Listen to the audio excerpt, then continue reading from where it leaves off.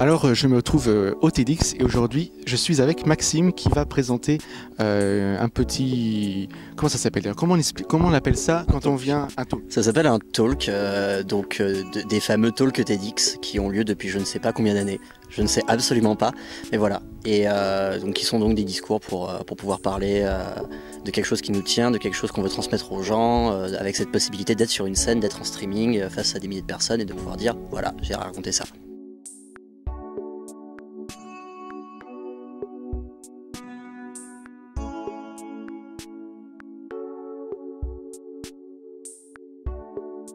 Alors je me trouve avec Esra qui va demain parler devant du public. Donc elle va nous donner ses impressions. La préparation. J'essaie de me concentrer surtout sur la préparation et pas trop penser à demain. En me disant qu'il y a des personnes qui viennent pour écouter, des personnes qui ne connaissent pas. Donc ça enlève un petit peu de pression, mais c'est surtout la peur de l'oubli du texte, oublier ce qu'on veut dire. Mais voilà. Donc il y a énormément de fins de préparation là. Et puis j'ai assez hâte d'être à demain. On peut savoir de quoi tu vas nous parler? Je vais parler de tout ce qui va tourner autour de la communication des émotions entre nous, autour d'une image, autour d'un cœur en mousse. Et voilà.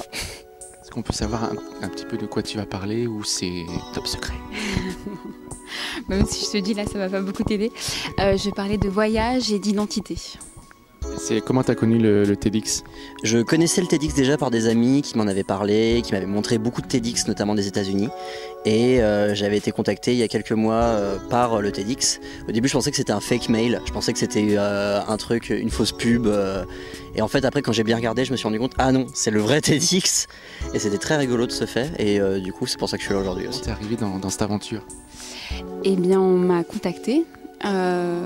Et j'étais assez surprise parce que je venais de revenir en France, donc ça faisait voilà. Et j'ai dit oui assez rapidement avant de réaliser ce que c'était vraiment. C'est beaucoup de boulot. Et voilà. Donc ici à La Rochelle, mais tu n'es pas rochelais? Non, je suis parisien, je fais de la vidéo sur une chaîne YouTube qui est la mienne, qui s'appelle Maxime Grandjean, comme moi, et je fais aussi des vidéos sur la chaîne de quelqu'un qui s'appelle Hardisk et qui parle de technologie. D'accord, et pourquoi La Rochelle? Ah, pourquoi moi je suis au TEDx de La Rochelle? D'accord. Parce que c'est le TEDx de La Rochelle qui m'avait contacté, et puis le décor est plutôt joli, c'est très sympa de pouvoir réviser son texte avant de parler avec la mer et la plage, donc c'est très sympa. Tu connaissais l'événement avant d'avoir été contacté? Oui, je connaissais les TED et les TEDx. Donc je voyais un peu le format, mais en fait on n'imagine pas que c'est très court et très long à la fois, 12 à 15 minutes. Donc je pense avoir bien bossé. Qu'est-ce qu'on peut te souhaiter d'autre pour le futur?